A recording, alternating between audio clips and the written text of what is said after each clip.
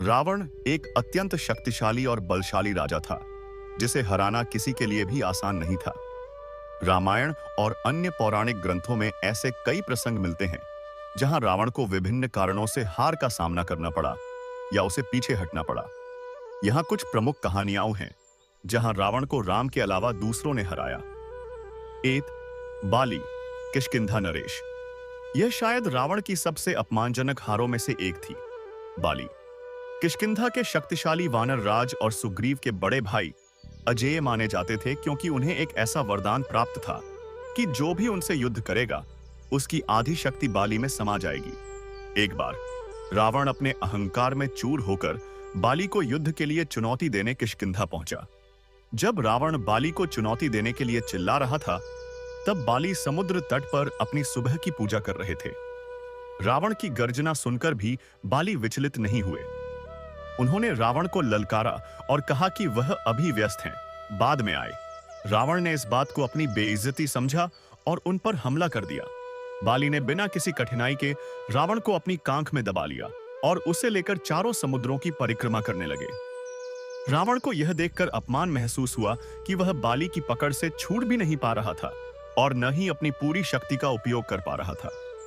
बाली ने उसे अपनी कांख में दबाए ही रखा और बिना रुके अपनी दैनिक पूजा और संध्या वंदन किया। लगभग 6 महीने तक रावण को इसी अपमानजनक स्थिति में रखा गया। अंततः रावण ने अपनी हार स्वीकार कर ली और बाली से उसे छोड़ देने की विनती की। बाली ने उसे छोड़ दिया। सहस्त्रबाहु अर्जुन एक अत्यंत शक्तिशाली राजा था, जिसे भगवान दत्तात्रेय से 1000 भुजाएं, सहस्त्रबाहु और एक सुनहरा रथ मिला था, जो अपनी इच्छा से कहीं भी जा सकता था।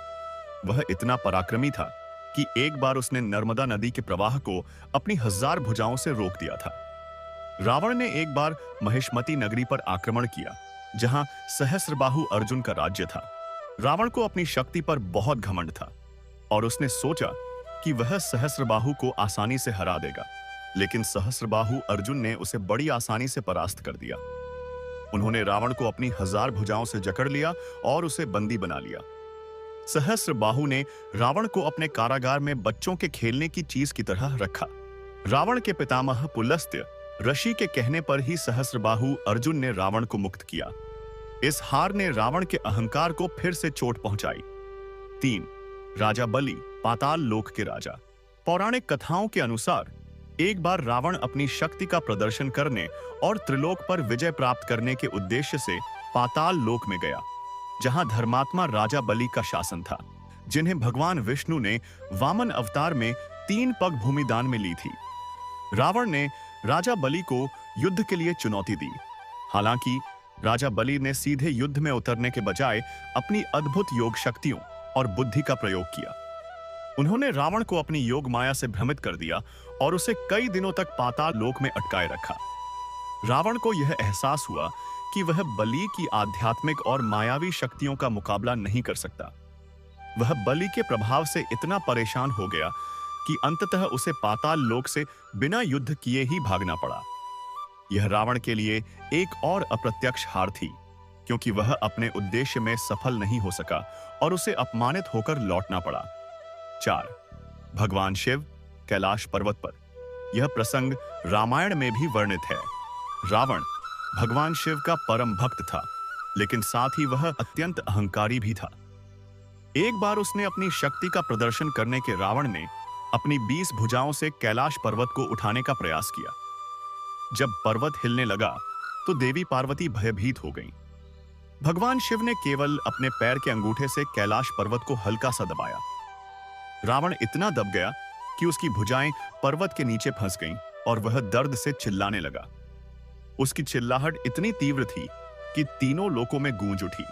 उसी से उसे रावण नाम मिला, जिसका अर्थ है जो भीषण गर्जना करे। इससे पहले उसका नाम दशानन था। रावण को अपनी गलती का एहसास हुआ और उसने भगवान शिव की स्तुति में शिव तांडव स्तोत्र की रचना की। भगवान शिव प्रसन्न हुए और उसे मुक्त कर दिया, लेकिन यह रावण की शक्ति की एक बड़ी सीमा थी जो उसने प्रत्यक्ष रूप से महसूस की। 5. वरुण देव, जल के देवता।